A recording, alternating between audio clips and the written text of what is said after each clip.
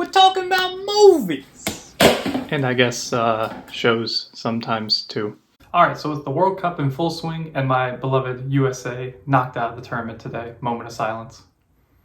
I thought, what better time would it be to talk about Ted Lasso? I just got finished watching this, and I thought it was a really good show, and I had some thoughts about it. So I remember 8 or 9 years ago, NBC put out these shorts of Ted Lasso, an American football coach who became a soccer coach over in England. And yes, it's called soccer. But at the time, I remember thinking they were really funny, and I heard they were turning into a show. And my first thought was, okay, how does this make sense to turn this into a show, this little 5-minute short that they put on 9 years ago? So the first question I had going into the show was, why on earth is Ted the coach? Why would a Premier League soccer team hire this American football coach to come over there and be their coach when he knows nothing about soccer? And I thought the reasoning that the show came up with for that was very clever. I found it to be quite a good excuse for why he would be the coach.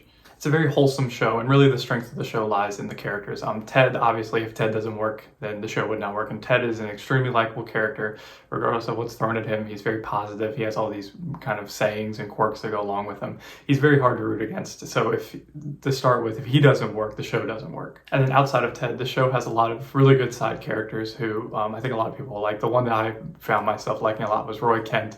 They give all the players like all these chants that are really catchy, and he's just a great character. He's really grumpy all the time, and he's old, so he's dealing with like getting old and being on the team and whether he needs to retire or not. He can't keep up with everybody, but he's so headstrong and he's so grumpy that he can't like get past that. And I thought he was a top tier character on the show.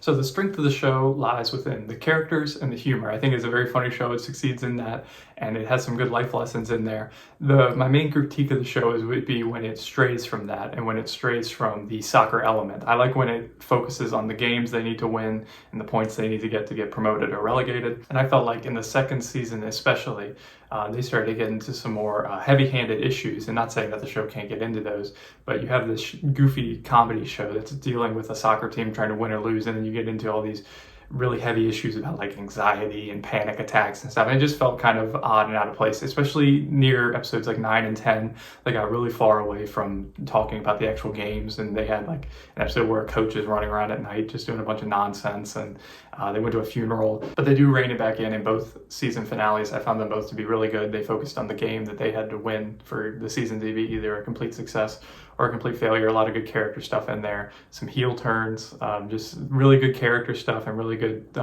team building, and it's just a really wholesome show. They said season 3 is going to be the last season, and I feel like this is one of those shows where they could keep making just episode after episode. It doesn't need to be like a full story thing, but I mean, if they think they can tell the story they want to tell in 3 seasons, power to them. So recommendation, I got Apple TV for free. So I watched it for free. Would I recommend you watch it for free? Yeah.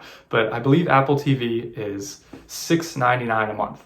Would I recommend that you pay $6.99 a month to watch this? I would, but I would say it's only 22 episodes, so I think you could easily knock that out in 1 month and then cancel it. So it's really like, would you pay $6.99 to watch it? And I would. I think it was a good show. Season 3 is coming out sometime next year, so maybe you could wait and like binge it all at one time.